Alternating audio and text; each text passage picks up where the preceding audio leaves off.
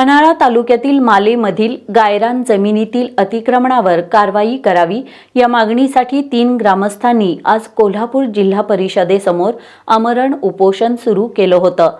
दरम्यान दुपारी या आंदोलनाची दखल घेत जिल्हा परिषदेच्या ग्रामपंचायत विभागाकडील सहाय्यक गटविकास अधिकारी अविनाश मेश्राम यांनी उपोषणकर्त्यांशी चर्चा केली।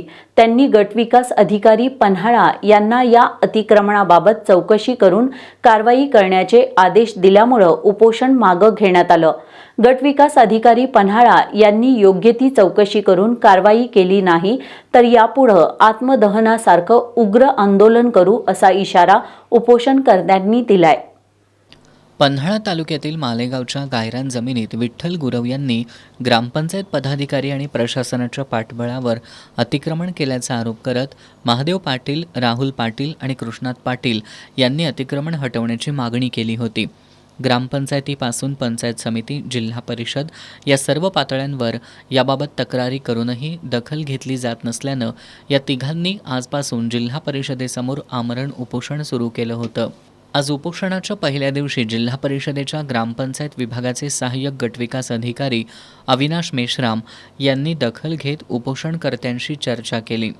या चर्चेअंती सहाय्यक गटविकास अधिकारी मेश्राम यांनी गटविकास अधिकारी पन्हाळा यांना उपोषणकर्त्यांच्या तक्रारीची योग्य ती चौकशी करून कारवाई करण्याचा आदेश दिलाय। मेश्राम यांनी हा आदेश दिल्यामुळे उपोषणकर्त्यांनी हे उपोषण मागे घेतलंय। मात्र गटविकास अधिकारी पन्हाळा यांनी निष्पक्ष चौकशी करून अतिक्रमण हटवण्याची कारवाई केली नाही तर यापुढे आत्मदहनासारखं उग्र आंदोलन करू असा इशारा उपोषणकर्त्यांनी दिलाय। विठ्ठल तुकाराम गुरव यांनी जे गायरानमध्ये जे अतिक्रमण केलं त्या संदर्भात आम्ही जिल्हा परिषदच्या दारात आमरण उपोषण सुरुवात केली आज सकाळपासून।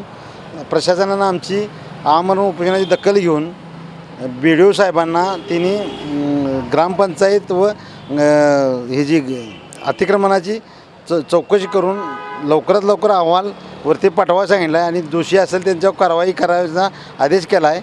करावा म्हणून त्यांनी त्यांना सांगितलं आहे आणि जर BDO साहेबांनी त्याचे दखल घेऊन लवकरात लवकर काय असेल तो आदेश वरती कळवावा। तसं जर नाही झाले तर आम्ही आत्मदहनासारखं उग्र आंदोलन करण्यास पुढे तयार आहे। दरम्यान आज या उपोषणाला पाठिंबा देण्यासाठी गावातील विविध संस्थांचे पदाधिकारी आणि ग्रामस्थ उपोषणस्थळी दिवसभर उपस्थित होते।